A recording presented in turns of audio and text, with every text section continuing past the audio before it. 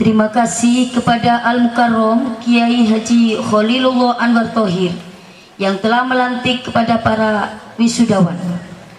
Hadirin hadirat sekalian rahimakumullah, marilah kita doakan bersama para wisudawan yang telah dilantik, mudah-mudahan mendapatkan ilmu yang bermanfaat dan dapat mengamalkan dengan istiqomah. Khairukum man ta'allamal Qur'an wa 'allamah. Kita berdoa bisirril Fatihah.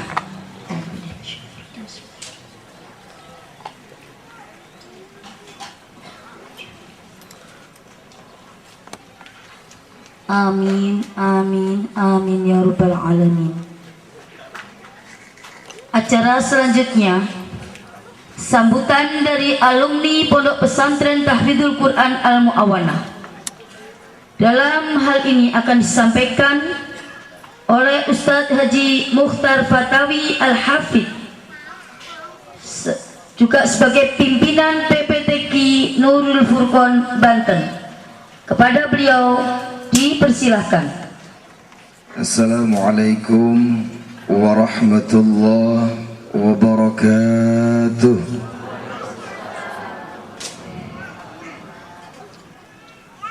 Yang jawab salam saya doakan masuk surga.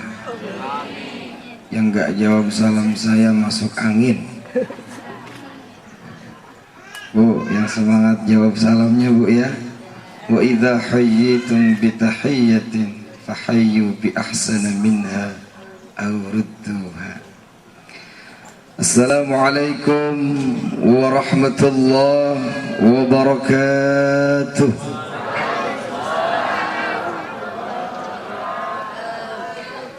Alhamdulillahilladzi anzala al-Qur'an wa syarrafana bihifdhihi wa tilawatihi wa tadabbarana bitadabburihi wa dirasatihi wa ja'ala dhalika min a'zami ibadatihi. Ashhadu an la ilaha illallah wahdahu la sharika lah, دلت على وجوده المصنوعات وشهدت بجماله وكماله وجلاله وعظمته الآيات البينات. وأشهد أن سيدنا ونبينا محمدا عبده ورسوله القائل فيما يرويه عن رب العالمين: من شغله القرآن وذكري عن مسألتي أعطيته أفضل ما أعطي السائلين. صلى الله وسلم عليه وعلى آله وأصحابه الذين حازوا الدرجة العليا في حفظ القرآن بالعمل وآدابه وشروطه. أما بعد، فقد قال الله تعالى في القرآن الكريم: ثم أورثنا الكتاب الذين اصطفينا من عبادنا فمنهم ظالم لنفسه ومنهم مقتصد ومنهم سابق بالخيرات بإذن الله، ذلك هو الفضل الكبير. وقال النبي محمد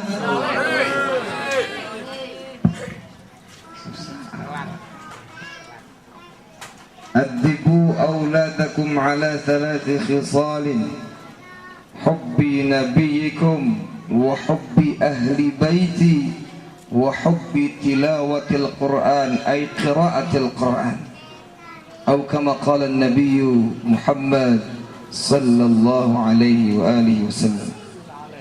صدق الله العلي العظيم وصدق رسوله النبي الحبيب الكريم، ونحن على ذلك من الشاهدين والشاكرين، والحمد لله رب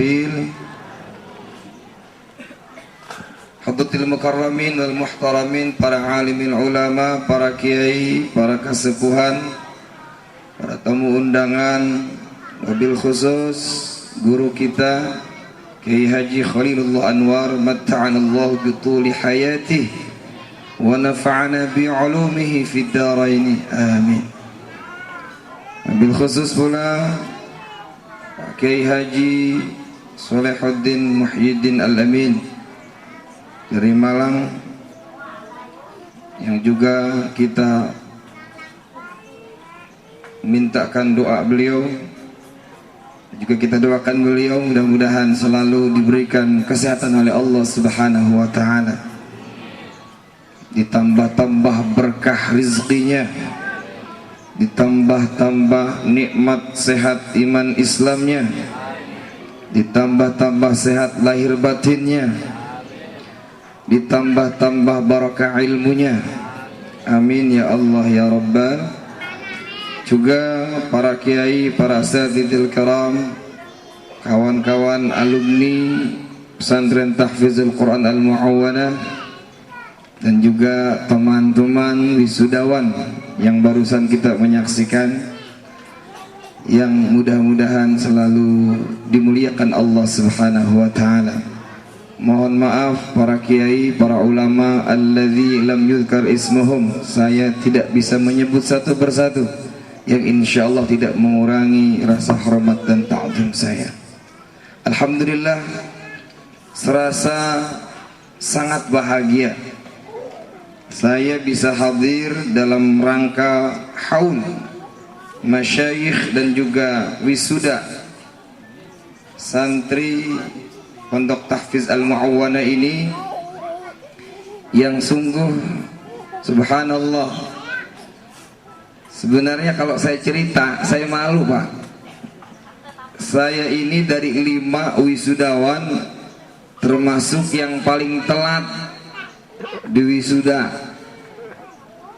dan bisa ada kesempatan sekarang. Saya ngapal di sini tahun 96, 97. Cuman baru sempat di wisuda 2013. Berapa tahun ya? Itu kemana aja?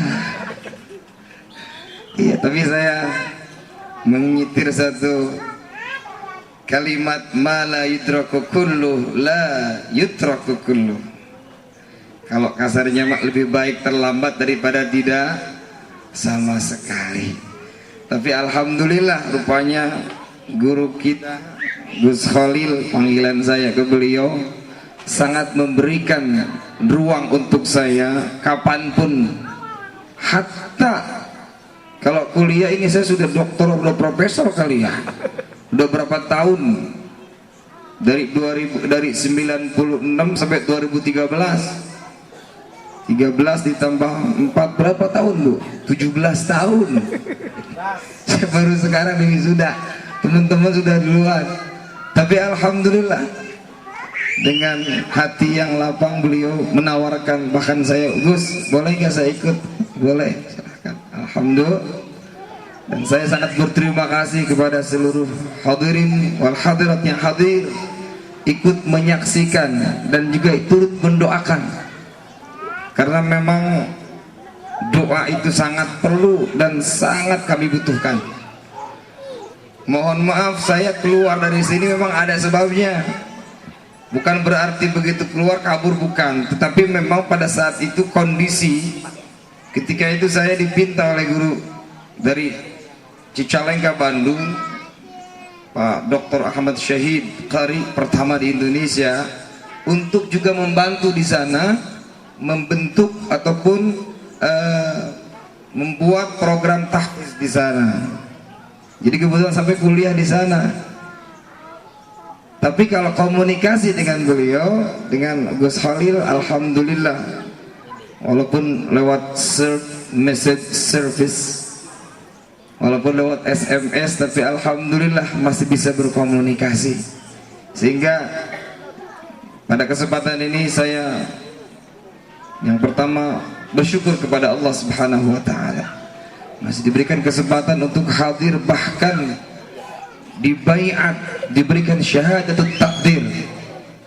Dan alhamdulillah tadi sudah disaksikan Saya mohon doa, kami juga mohon doa dari teman-teman semua, baik yang alumni maupun yang masih ada di sini sedang proses menghafal Al-Quran. Mohon kiranya doa dari semua hadirin wal hadirat agar semua hajat kami, semua niat kami diqabul oleh Allah Subhanahu wa ta'ala. Karena memang Pak, mohon maaf, zaman sekarang ini kan memang sudah zaman semakin kemari semakin rusak, betul nggak? Zaman modern sekarang, kata orang mah harus modernisasi, udah zaman digital. Sehingga sisi lain nilai positifnya ada. Kenapa ada? Gampang sekarang kita komunikasi, gampang kita sekarang, kalau bahasa anak udah mah cuap-cuap ngobrol. Jangankan hanya satu tempat, satu daerah, bahkan lintas negara saja sekarang ini mudah, betul. Orang sekarang punya handphone tidak hanya dimonopoli oleh orang-orang kaya. Orang sekarang punya handphone tidak hanya dimonopoli orang-orang pengusaha, tetapi anak kecil saja sekarang punya. Tapi sisi positifnya ada, di lain itu sisi negatifnya juga ada. Mohon maaf, saya buka pesantren juga alhamdulillah di Banten dari 2003 sampai sekarang udah 10 tahun alhamdulillah, sudah mengeluarkan juga, melahirkan kurang lebih 15 hafizul Quran. Tapi saya amati zaman-zaman sekarang berat anak-anak menghafal Quran. Betul Pak, zaman saya dulu bangun malam itu fokus menghafal Quran, fokus murojaah. Sekarang anak-anak sekarang setengah 2, jam 1, jam setengah 2, jam 2, jam setengah 3, saya kira lagi ngaji Quran, taunya lagi main Facebookan, lagi main internetan. Ini sekarang. Makanya namanya teknologi sekarang tidak hanya anak muda saja yang punya, Bu. Tidak hanya anak-anak gadis sama pemuda saja yang bisa main teknologi sekarang. Nenek-nenek juga sekarang ikut-ikutan. Bahkan nenek-nenek punya situs sendiri sekarang, namanya www.kriput.com.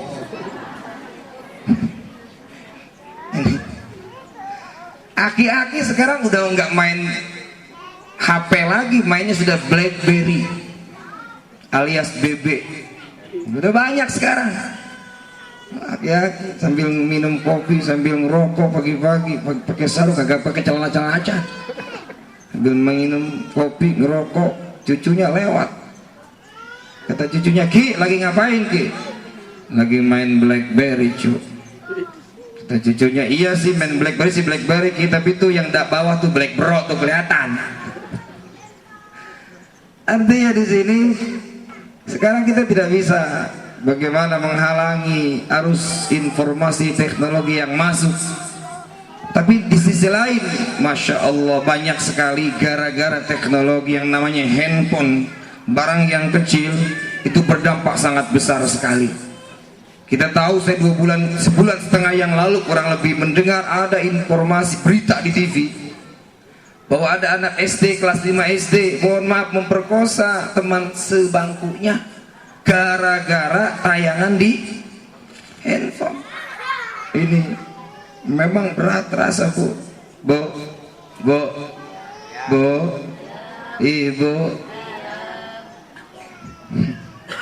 Ibu-ibu di mana-mana paling semangat biasanya ngaji ya. Ini kok kayaknya jempling amat.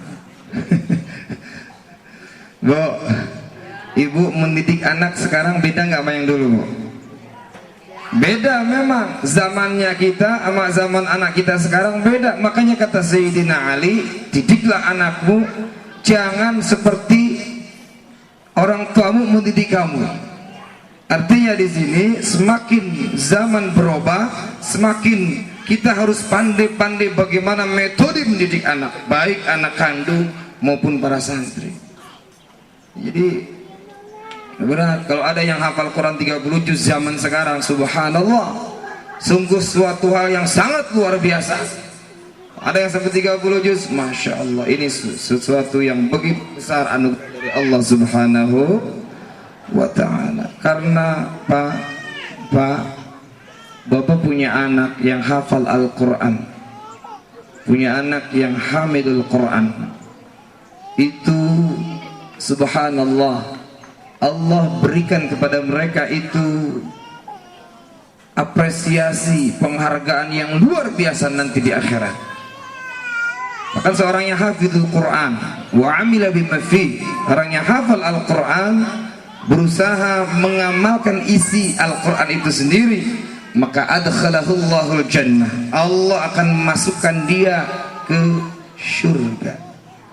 Wa syafa'ahu, tidak hanya itu kata Rasul, wa syafa'ahu fi ashratin min ahli, dia akan memberikan syafaat, akan memberikan pertolongan kepada 10 keluarganya. 10 keluarganya yang akan diberi syafaat oleh seorang yang hafal Quran itu. Kulluhum qad istaujaban nar, padahal semuanya itu sudah wajib divonis masuk neraka. Karena ada keluarganya yang hafal Quran, Allah berikan kehormatan. Karena sebab Allah menghormati, Allah memuliakan dia yang hafiz Al-Quran. Cuman memang ngedidik sekarang ini kan berat Bu ya, Bu. Kadang-kadang anak kita nasehatin, nak, ayo keluar rumah sebelum main ngaji dulu, ayo keluar rumah pakai pakaian yang rapi, tutup aurat, jangan sampai terlihat aurat. Apa kata anak kita? Emang masalah buat lo? Begitu anak sekarang mah. Ya Allah, ikut tren zaman, ikut mode fashion, kadang-kadang busananya ngikutin gaya artis. Beli jilbab yang mohon maaf kadang-kadang ngebelit ke leher. Di zaman sekarang kan ada jilbab yang ngebelit begitu. Jilbabnya dibengket, kalau kata orang Banten mah dibengket jilbabnya. Ya, ditanya ini jilbab model siapa? Katanya model ini ke Kuserawati. Insya Allah. Mending masih bagus kalau jilbabnya dibengket, masih rapi.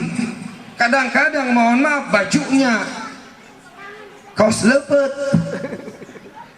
Nah, ada kan nyanyiannya tuh, ada nyanyiannya. Nyanyian ada orang Sunda tuh, nasi daria. Jilbabna dibengket, bajuna kaos lepet, calana merecet, hayong katingali. PR. Mohon maaf yang bagi orang Sunda yang paham, tolong kasih tahu yang tidak paham. Yang nggak paham, tanyakan sama yang paham. Jilbab benar, pakai jilbab ini kadang-kadang mode karena memang situasi kondisi zaman sekarang pakaiannya transparan. Tentunya tanggung jawab kita bersama mendidik anak kita. Makanya kata Rasul, pesan dari Nabi, adibu auladakum ala thalathi khisal. Ajar anak-anakmu, didik anak-anak kamu 3 hal. Yang pertama, hubbi nabiyikum, tanamkan kecintaan kepada nabinya, kepada Rasul. Ini pesan yang utama dari Rasul, bagaimana mendidik anak kita, pendidikan akidah sedini mungkin. Mengapa? Karena yang terjadi kita lihat zaman sekarang ini, sungguh banyak orang-orang yang ngaku nabi. Bener nggak? Bener nggak Pak? Ada nggak yang ngaku nabi sekarang? Di Depok ini masih satu daerah masih nih. Depok, ada Depok tuh, di Tanah Baru, namanya Ahmad Musaddiq, mantan pelatih bulu tangkis, ngaku nabi, katanya dapat wahyu di Bogor. Wah, wahyu mereka mana sih ya? Ahmad Musaddiq dapat wahyu, katanya mantan pelatih bulu tangkis, tiap hari keteplak, ngaku nabi. Bahkan sebelum Ahmad Musaddiq ada seorang wanita murtadah juga, itu tetangga saya dari Cengkareng. Perempuan murtadah itu ngaku malaikat Jibril katanya. Ditangkap polisi, Bu. Ditangkap polisi. Alhamdulillah polisi di Indonesia dapat penghargaan dunia nangkap malaikat Jibril. Karena nggak ada polisi di dunia yang bisa nangkap malaikat Jibril kecuali polisi Indonesia. Ditangkap itu malaikat Jibril. Besok Mikail kali ya. Kalau kita kan ngaji, kita tahu, kita belajar yang namanya malaikat terbuat dari cahaya, betul. Malaikat tidak makan, tidak minum. Malaikat bukan perempuan, bukan laki-laki. Masa malaikat men? Ada tuh siapa? Lia Eden kan? Aku malaikat Jibril ke Lia Eden, aliran salamullahnya. Bahkan kita dengar periode tahun 90-an, mungkin pernah juga dengar di Jawa, perbatasan Brebes dengan Cirebon, ada seorang laki-laki yang ngaku nabi juga. Sesuai dengan sabda Rasul, nanti akan datang kepada umatku salatuna kadzabun kulluhum yaz'umu annahu nabiyyun. Akan datang nanti 30 orang yang ngaku nabi, semuanya itu ngaku nabi, ngaku rasul. Di Jawa ada seorang laki-laki berkebangsaan Jawa ngaku nabi, namanya juga tidak elit, enggak kredibel katanya kalau bahasa sekarang, namanya Tukimin. Tukimin ngaku nabi. Kalau kita kan enak nabinya, sallallahu ala Muhammad sallallahu alaihi wasallam. Lah kalau Tukimin gimana selawatannya? Sallallahu ala Tukimin. Ya kagak elit, Bu, ya. Subhanallah. Ini makanya zaman sekarang ini yang namanya palsu tidak hanya tadi ya, nabi palsu ada. Sekarang ustadz palsu ada nggak? Ustadz palsu, Bu? Ada. Ustadz fotokopi. Kiai palsu. Banyak. Kadang-kadang aku kiai pakai peci, pakai sorban, pakai bawa tas, betaunya nyopet. Banyak. Ya. Serba palsu banyak sekarang. Duit palsu ada nggak sekarang? Banyak. Kue palsu banyak. Terbukti saya kemarin undang ceramah, pas begitu duduk di ruang tamu, di depan saya ada biskuit mereknya Kongguan dan Monde. Saya semangat, saya buka, dalamnya opak dan ranginan. Masya Allah. Ini kan penipuan juga. Saya udah lihat gambarnya, wah Kongguan ini enak banget nih, dibayangin ada wafer, ada coklat wafer, wah mantep. Begitu buka, dalamnya opak sama ranginan. Penipuan ya, Bu. Makanya hati-hati, tanamkan kecintaan kepada Rasul, kepada Nabi. Lalu bagaimana cara agar kita cinta kepada Allah, kepada Nabi, kepada Rasul? Maka ada satu peribahasa, tak kenal maka tak sayang, tak sayang maka tak cinta. Tak kenal makanya tak sayang, tak sayang makanya. Saya nyanyinya nggak mau kenceng-kenceng, tak malu sama Gus Halil. Tak kenal maka tak sayang maka tak cinta. Kalau ingin agar tertanam rasa cinta kepada Rasul, kepada Nabi, kenalkan dulu siapa Rasul kita, siapa Nabi kita, melalui sirah nabawiyah. Salah satunya juga melalui bagaimana kita mendidik anak kita agar cinta sholawat, betul. Karena semakin banyak menyebut orang yang kita cintai, semakin tertanam rasa cinta kepadanya, betul. Man ahabba syai'an aktsara dzikra. Siapa yang cinta kepada sesuatu, banyak menyebut namanya. Cinta kepada Allah, banyak berzikir kepada. Cinta kepada Rasul, banyak berselawat kepada Rasulullah sallallahu alaihi. Subhanallah walhamdulillah wala ilaha illallah wallahu akbar. Subhanallah walhamdulillah wala wallahu akbar. Anak kita nangis, kita bacain zikir, kita dapat pahala. Anak kita juga nangisnya berhenti, masih nangis juga, baca sholawat. Salatullah salamullah ala Taha Rasulillah salatullah salamullah ala Yasin Habib. Ini yang nyanyinya biasanya biasa senang Pak Ustadz, saya senangnya lagu nostalgia. Ayo nggak apa-apa, lagu nostalgia pakai selawatan, boleh silahkan. Tuh ada Bu yang lagu apa nggak Pak? Bapak-bapak yang biasa apa namanya senang jalan jauh tuh biasa senang lagu-lagu nostalgia. Sengaja aku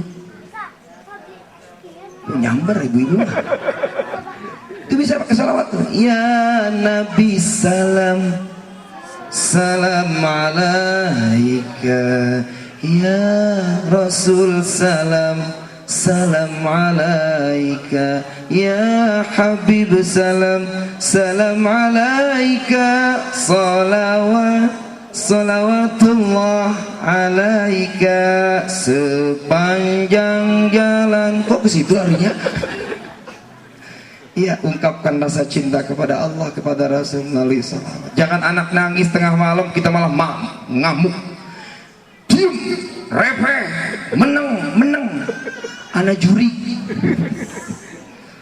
juri kata anaknya udah gede, mana jurinya ma? Kan bingung mamanya. Lihat kiri kanan, kagak ketemu, ada bapaknya lagi ngerengkol aja, kata bapaknya tuh juri. Masya Allah. Tanamkan cinta kepada Rasul. Yang kedua, cinta kepada para ulama, para kiai. Ambil ilmunya insya Allah. Yang ketiga, cinta kepada Al-Quran insya Allah. Mohon maaf, ingin berlanjut cerita mengenai pengalaman, tapi rupanya waktunya terbatas. Masih ada kiai ceramah inti dari kiai kita nanti akan kita dengarkan. Jadi sedikit saya ulas perjalanan saya semenjak dari sini. Alhamdulillah Bu, tahadduts bin ni'mah. Tahadduts bin ni'mah ini mudah-mudahan jadi motivasi buat anak-anak ibu, anak-anak bapak. Jadi setelah itu saya 97 selesai Quran, artinya bisa disimak waktu itu dan ikut musabaqah. Tujuannya untuk motivasi, untuk melihat kemampuan pribadi. Dan alhamdulillah saya 2003 bisa mewakili Indonesia di internasional di Mesir. 2005 saya mewakili Indonesia di Saudi Arabia.